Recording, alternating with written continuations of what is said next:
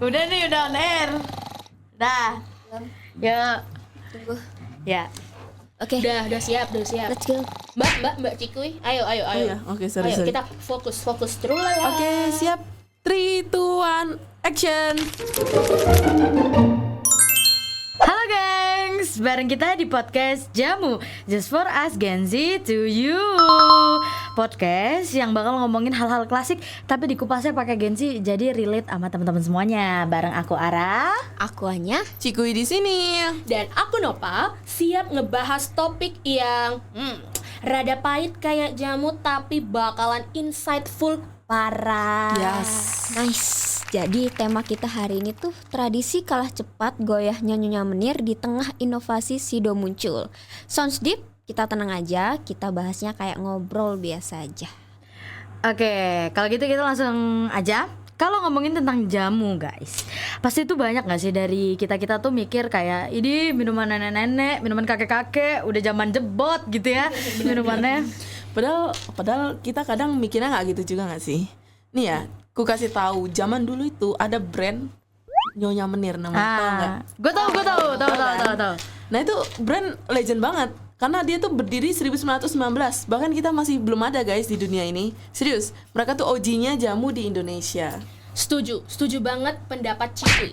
Tapi sayangnya ya, sehebat-hebatnya sang legenda yang tadi udah dibilang, kalau nggak bisa beradaptasi ya bakalan tumbang juga gitu. Dan bener banget, di tahun 2017 tuh Nyonya Menir itu resmi dinyatakan pailit guys. Sayang banget kan ya. Padahal bukan produknya loh yang jelek, tapi karena drama internal yang kayak sinetron jam 9 malam, keluarganya ribut, terus rebutan warisan bisnis, sampai akhirnya kacau manajemennya. Sinetron. Suka lihat sinetron ya kayak ketahuan banget. Atau RCTI gitu. Tapi itu kan satu sisi doang nih Nya. Yang kedua tuh mereka tuh punya banyak banget super mega spektakuler, banyak banget utangnya, numpuk banget. Udah kayak bener-bener nggak bisa napas banget, apalagi di dunia bisnis gitu. Wah, tapi itu kan tentang utang ya. Ini sekarang aku ngomongin nih, the way mereka works itu gimana sih? Jadi yang pertama tuh mereka stuck banget di cara lama. Yang pertamanya pasti tentang konvensionalnya mereka tuh gimana gitu loh. Terus juga pemasarannya ya udah gitu-gitu aja. Kayak sementara dunia udah berubah, mereka tuh masih stuck di sana, masih ngandelin brosur dan juga warung jamu. You know. Oke, I know banget, Ca. Yap, dan itu tuh jesek banget tau. Ibarat waktu dunia udah pada scroll TikTok, udah main Twitter, mereka itu masih aja tahu di dunia perbrosur-brosuran mereka itu tahu. Dan akhirnya ya si Nyonya Menir ini tuh nggak bisa ngimbangin ritmenya zaman sekarang gitu. Udah di era 2025 ini gitu loh. Tapi di sisi lain ada satu pemain yang malah makin naik daun. Siapa tuh? Siapa? Sido muncul. Siapa coba yang nggak tahu, ya kan? Ya benar. Tahu. Mereka base produknya dari jamu juga, tapi ya beda banget pendekatannya. Oke, dan menurut aku dari tadi yang udah Nopa sama Anya bilang nih ya, ini tuh bener-bener sama kayak same product, different mindset gitu. Mereka tuh ngerti banget cara nge-rebranding jamu biar nggak kelihatan jadul. Terus juga mereka bikin iklan lucu, packaging yang modern, yang eye catching gitu ya. Terus mereka juga udah masuk pasar anak muda juga gitu. Benar, sekarang. setuju. Coba kalian lihat deh itu, tolak angin ya, siap minum kan, dia bahkan jadi lifestyle banget di orang-orang yang habis kerja, yang masih gengsi gitu, bahkan dia tuh masih masuk gitu loh.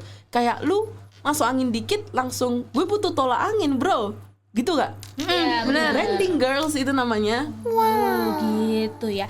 Dan ada fun fact juga tau guys, pas Nyonya Menir dinyatakan pilot tuh yang pas tahun 2017, nah si Sido muncul ini tuh sempat turun tangan tahu buat beli asetnya si Nyonya Menir.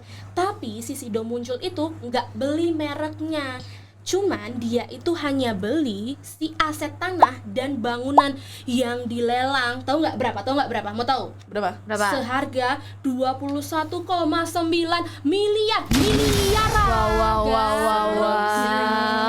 Tapi lebih ini ya, lebih murah dari yang dikorupsi kemarin ya. Waduh. Tetot sensor.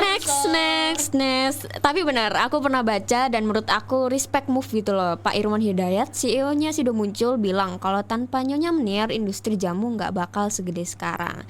So it's just not business sih, tapi juga bentuk penghargaan buat pelopor lama. Siap. Respect Pak Irwan Hidayat. Nah, tapi guys dari sini itu kelihatan banget sebenarnya perbedaan mindsetnya. Si Nyonya Menir masih megang tradisi kuat, tapi nggak update juga caranya. Jadi juga nggak ikutin zaman. Si Sido Muncul ini tradisinya tetap ada, tetap jualan jamu, tapi strateginya involve banget. Jadi bisa masuk ke zaman Gen Z sekarang. Iya, benar. Nah, contoh dari Sido Muncul ada deh. Itu tuh disebut inovasi disruptif, guys. Kayak satu pemain baru datang, kicik, bawa sistem lebih efisien, lebih relate sama kebutuhan zaman, pasti diterima itu. Akhirnya pemain lamanya goyah, pingsan. Bukan karena kalah kualitas ya sebenarnya, tapi lebih ke the way mereka adaptasi sih. Waduh, sampai pingsan ya itu pemain lamanya gitu. Oke, tapi bukan berarti ya semua tradisional itu tuh harus hilang gitu ya. Sebenarnya kalau si Nyonya Menir waktu itu tuh mau ngikutin aja arus gitu, dikit aja dia ngikutin arus segala arah peradaban dunia ini, mereka bakalan bisa banget tahu survive sampai sekarang gitu. Ya, bener. Bayangin kalau mereka udah mulai digitalisasi dari dulu. Jualan lewat e-commerce, collab sama influencer, bikin jamu kekinian kayak jamu untuk boot booster. Nah, keren kan?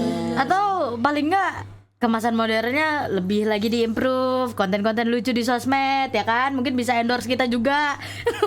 Kayak mungkin bikin campaign minum jamu biar nggak overthinking karena habis ditinggalin mantan gitu. Waduh. Ditinggalin bestie gitu. Aduh. Kayak gitu aja menurut aku udah bisa banget nih ngehantam pasar Gen Z zaman sekarang. Ya, benar, setuju. Tapi ya, ngomong-ngomong tentang pasar Gen Z dan yang lain yang tadi Ara bilang, Anya bilang, Nova bilang, sebenarnya satu aja buat Nyonya Menir nih, internalnya tuh harus bener dulu nggak sih? Kalau di dalamnya masih bertengkar, masih pukul-pukulan, gebuk-gebukan, gimana coba mau fokus inovasinya, ya nggak? Yes. Plus, Broken home. broken home gitu. Waduh. Bahaya gak bahaya itu? Oke, lanjut nih.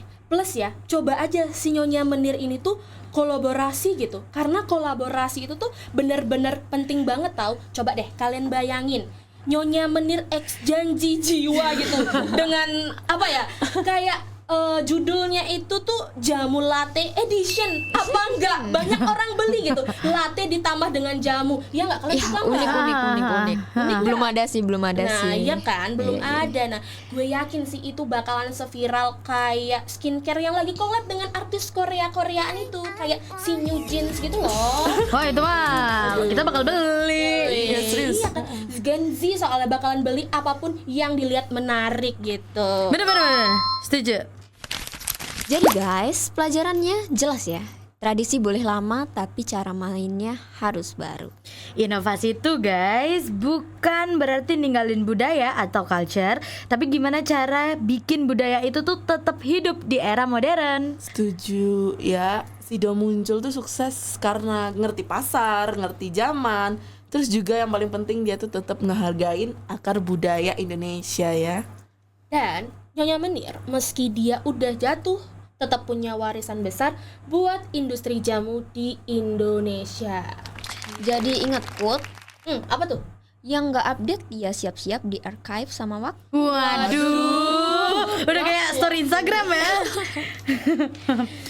Oke guys, thank you udah dengerin podcast kita Jamu Just for Us Gen Z to you. Jangan lupa stay adaptif. Stay inovatif. Dan minum jamu biar kuat. Hadapi dunia digital. Bye bye. Jangan lupa minum jamu. I love Sido respect. Panas minum jamu, Dah, jamu. dan nih kita minum jamu ya sekarang. Yuk.